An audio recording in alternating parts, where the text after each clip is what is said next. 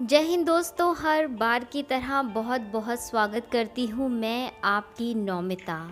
दोस्तों, आज की कहानी डॉक्टर महीप सिंह, जन्म 15 अगस्त 1930 उनके द्वारा लिखी गई है। हिंदी के प्रसिद्ध लेखक और पत्रकार। इन्होंने करीब 125 कहानियाँ और बहुत से उपन्यास लिखे। ये दिल्ली विश्वविद्यालय में हिंदी के प्राध्यापक रहे। इन्हें 60 के दशक में हिंदी साहित्य जगत में संचेतन कहानी के आंदोलन की शुरुआत करने के लिए जाना जाता है। शिक्षा मंत्रालय, हिंदी संस्थान, हिंदी व पंजाबी अकादमी, भाषा विभाग सहित कई संस्थानों से इन्हें सम्मान मिला। इन्हीं के द्वारा लिखी आज की कहानी पानी और पुल। ये कहानी विभाजन की त्रासदी पर आधारित है कि किस तरह एक जगह से दूसरी जगह तक जाने में उन लोगों को कितनी परेशानी का सामना करना पड़ा।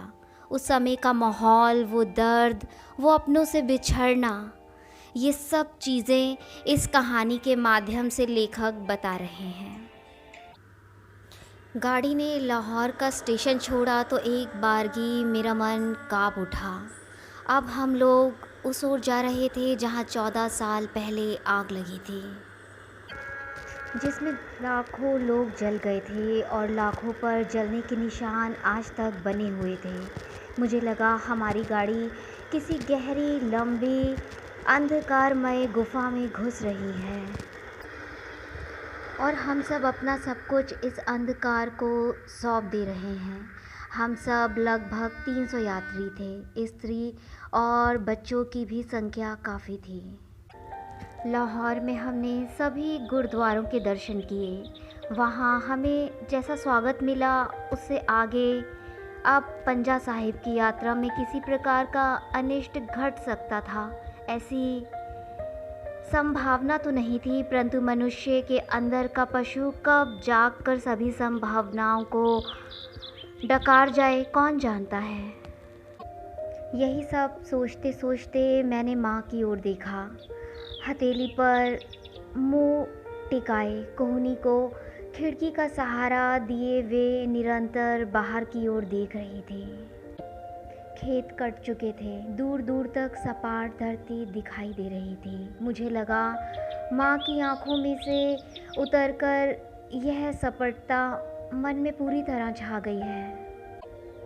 फिर मैंने अपने डिब्बे के दूसरे यात्रियों की तरफ देखा। उन पर भी गहरी उदासी छा गई थी। समझ नहीं आ रहा था कि एकाएक ऐसी उदासी सब पर क्यों छा गई है।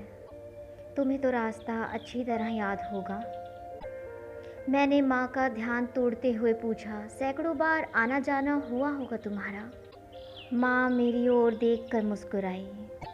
वह मुस्कुराहट सब कुछ खोकर पाई हुई मुस्कुराहट थी। बोली, मुझे तो रास्ते का एक एक स्टेशन तक याद है, पर आज यह इलाका कितना बेगाना बेगाना सा लग रहा है।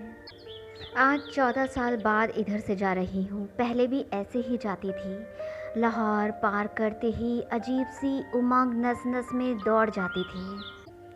सराय, हमारा गांव, जैसे जैसे निकट आता जाता वहाँ की एक एक शक्ल मेरे सामने दौड़ जाती। स्टेशन पर कितने लोग आए होते। माँ की आंखों में 14 साल पहले की याद आंखों के साथ उनके आंसुओं में भी नज़र आती। पिताजी ने अपना रोज़गार उत्तर प्रदेश में जमा लिया था। हम सब भाई बहनों का जन्म पंजाब के बाहर ही हुआ था। मुझे याद है, पिताजी तो शायद साल में एक आध बार ही पंजाब आते हों, पर माँ के 2-3 चक्कर ज़रूर लग जाते थे।